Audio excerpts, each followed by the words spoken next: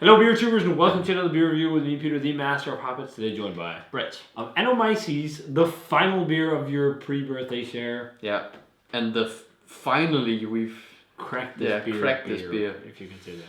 We're celebrating two things then. Great share, just like my pre-birthday shares. Yeah, pre-birthday shares. Good birthday shares. Yes. So this is one that I actually got from the guys at Põhjala. They sent this to me because I missed out on the release, and for some reason we sat on this for almost 2 years. Because it was one of those beers I knew would be really good, but it was 17%, and it's like but there's no adjunct, so maybe it can age. So it aged, and this is none other than the Põhjala collab with the Struise Brewers in Belgium. If you don't know the Struise, read up on your beer history. Yeah. Famous brewers from Belgium making fantastic barrel-aged stouts, but also just stouts and also like Pennepot, like Belgian strong modern Belgian interpretations. Yeah, they do many different things. Fantastic brewery. And they came together to do this Cellar series special called As Good As It Gets. Yep. And I must say it's very hard to make B-roll of this label because of all the light and stuff. It's hard to see if it's actually in focus. Yeah. But as good as it gets, I'm thinking everyone who watched the channel probably had it, or at least the ones who knew about it. We're kind of the last people to have this. We're the last people, not on Earth, but some of the last people to try this. And it's a 17.5% Imperial Stout that's been aged for 2 years in Pedro Jimenez sherry barrels and Heaven Hill bourbon barrels, and then blended together. But 17.5%. That's humongous. That's also kind of why we always were a bit too scared to crack this. Yeah, I guess. But everyone I know loved it. Yeah. So, and a lot of people said like this is one of the better, And we've seen people say that it hasn't got worse. Yeah, at all. Gotten worse. So. Yeah, let's hope that's the case. Again, for us, thanks to Põhjala for the beer. Põhjala is one of those craft breweries that I've been following since they started. So. And I guess they are kind of they kind of moved the EU barrel beer game forward. They kind of tried to do something different and challenge the scene. Yeah. So respect to that. 100%. Yeah. I mean, when I met them for the first time at MBCC, and they showed up with small batch, bottles of some of their beers for me to check out, and they were nice. Nothing crazy, but man, but now it's a quite big brewery, a new location, and I mean, it's impressive. So they came a long way from when we met for the first time. Absolutely. But let's check this one out. So it pours a very nice black color. Yeah. Not like crazy thick or pitch black when it poured in the glass. No, but it's like kind of this bubbly. Yeah. It looks nice though. Bubbly head. It's almost like a mix of black and really dark brown. Yeah.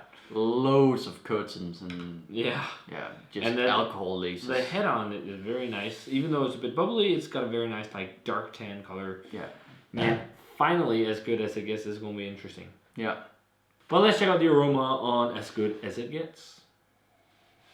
Very nice. Very huge bold barrel character. Yeah. I'm getting loads of modern, new school, rich bourbon fudge and old school umami. And dry, kind of grapey, vinous, dark fruity aromas. Yeah, and this like really dark fudge, almost like black fudge. It smells so much like a modernized Black Tuesday. Yeah. It smells so much like a modernized Black Tuesday. It's not like stinging. But it has that like same super dry barrel character as Black Tuesday does. It reminds me of, the same alcohol warmth, but it's not boozy. It reminds me a bit of the Paragon 90, but then like with like a stoutish, heavier base. Yeah. Like if you blend the stout into it. Yeah, it's like a classic. It smells like a classic interpretation of beer and a new school interpretation of beer meet each other. Whereas Paragon was a bit more towards new school, but I can see what you mean. It has similar vibes to it, but I feel like this is a bit more like towards the dark fruity and everything. But that's also possibly because of age. But I don't think the dark fruit is that huge. It's like this intense toffee, vanilla, chocolate, dark chocolate, licorice. Lots of coconut. And lots of coconut. you remember at one point we talked about the coconut, the Almost Bassett like Originals? charred coconut. You remember we talked about the Bassett's Originals with the coconut and licorice Oh, yeah, centers? yeah. Exactly that in this. Yeah. Yes, I see that. But again, almost like a charred coconut, if that makes sense. Yeah. Like if it, yeah. But so much sherry. So much dry sherry. Like that really dry vineyard Like oxidized thing. Fudgy sherry. Yeah. Because you have that bourbon to, counteract the petrochimines. Also like a caramelized candied red apple to me. Yeah. I have a feeling this will be surprisingly sweet as well. Yeah, I think it's pretty sweet. We've seen people say it's pretty sweet. Let's But see. we've had Paragon today, so maybe not. We like sweet, so let's see if it's balanced. Let's check it out. Cheers. Cheers.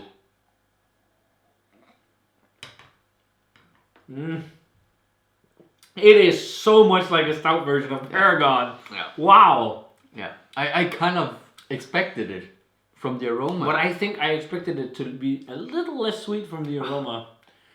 But fuck this. But it has the same kind of sweetness, but it's just like a stouty, extra stouty base to it. Yeah. One of the things though with this is like I expected a bit more old school vibes, but it's so much more full on new school. Yeah. It totally is a newer interpretation of Black Tuesday because it has all those old school Black Tuesday barrel vibes and all the dryness and everything, but with a more balanced alcohol and a more like new school sweet fudgy vanilla-y kind of a flavor profile as well, which works so well. Yeah. That's how you do really strong beer. Yeah. Because it is. it's not so dry stinging already. and it's not fizzy and it's not. Yeah, it doesn't burn your palate. It's so well done. Just look at the alcohol like that's like. But I definitely give this like pipe tobacco, licorice. It definitely has this old school thing, but it's not. It's like 20% old school, 80% modern. But it's like that pipe tobacco.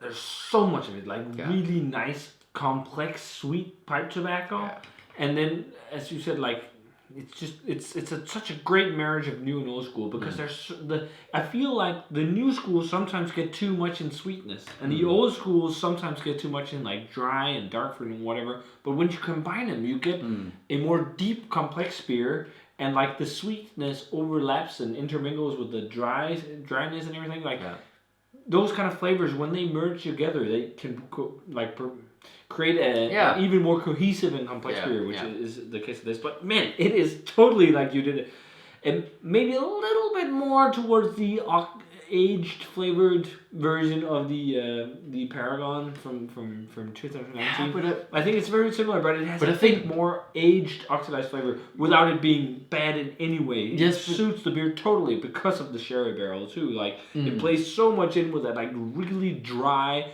tobacco, super dried, like wine quality. Licorice in the finish. Super dried wine quality, like that dried grape skin, raisins. Like more like Cabernet, really thick skin. Because it's also quite spicy. And leathery. It's just like really fucking dense, thick red wine-esque, almost port.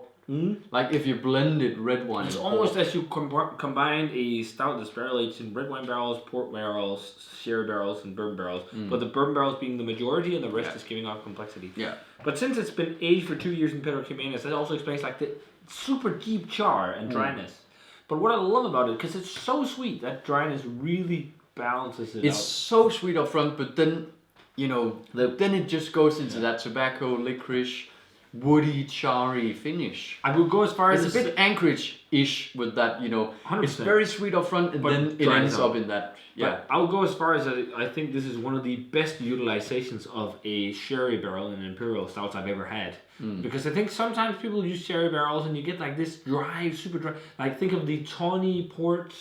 Oh no, those ports, that's not sherry, but that's a bit more sweet. But it was a similar like dry, grapey like barrel character. Like in general, fortified wines you get like lots of dry grapey character, and it really dries out the style. Like I'm thinking of the beers from Sorry and that was Tony Port, but Harriers Dive. In general, like when people use sherry barrels, it dries out a lot and it thins it out and everything. Like it just, I can't remember I've ever had a sherry barrel aged stout that's been this. Probably Põhjala's own Pedro Ximénez barrel aged. Yeah, that's Isn't it? Yeah, Pimö, I think. Yeah, Pimö, which is fabulous. Yeah. But it's not as complex and layered as this one. But it's one of those beers. The more I sit and drink it, the more I'm enjoying it. The first sip was really good. It's fucking fantastic, to be honest. It's world class. Yeah, absolutely. Easily, it's one of the best European stouts I've had. But I think it's also very European, and I like that.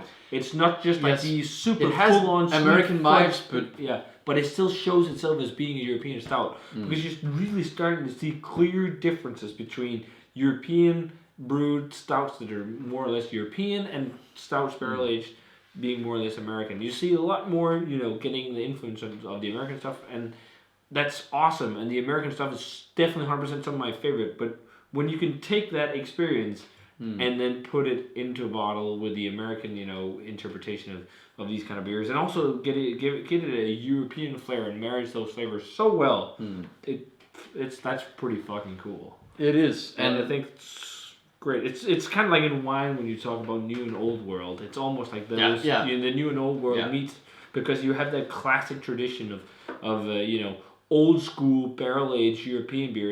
I mean, if you think of old school barrel aged, like, I don't know if you guys had like old ales or whatever from Europe, they had such dry oak characters and whatnot. All that sweetness, really sweet up front, but not crazy sweet. but more of a balance, caramelly, even jamminess. There's even jamminess to this, like a jammy kind of almost dark fruit thing. It's got such a great combination of old and new.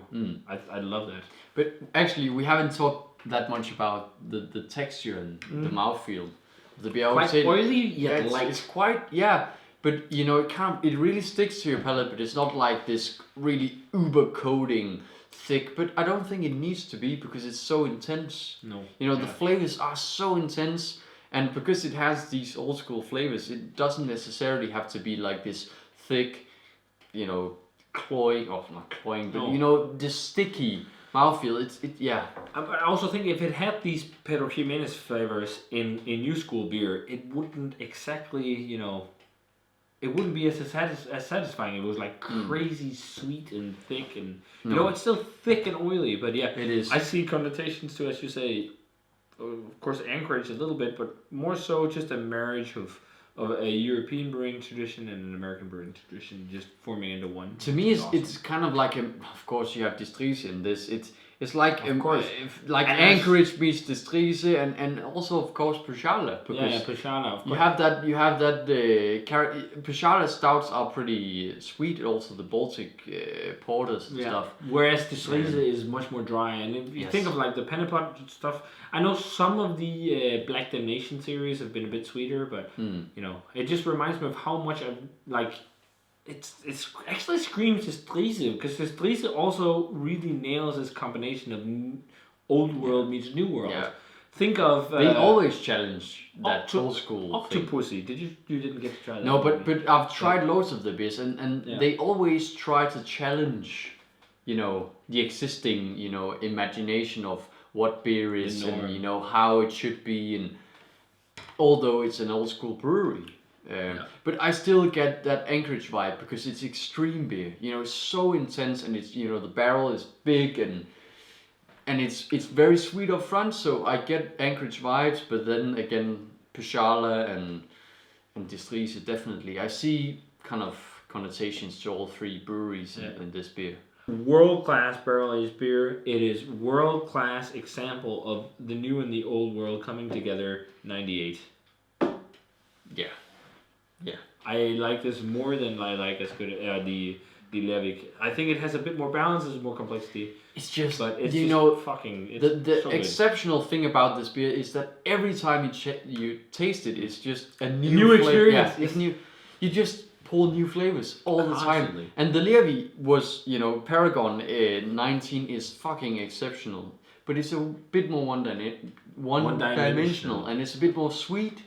and a bit more of these like vanilla toffee flavors. This is just, you pull like something new every time. And this doesn't taste like it's aged a day. No. It tastes, you know, I think it's also because it's a Pedro Ximénez barrel. Humongous beer. So there's, that as and well. also we've kept it very well, yeah. but also the barrel selection. You know, a Pedro Ximénez barrel is already producing all these kind of dry aged flavors. So, you know, when you've done that blend of barrels correctly in the bottle and everything, it will change over time, but also with the strength and everything, this is really a beer that will last the ages.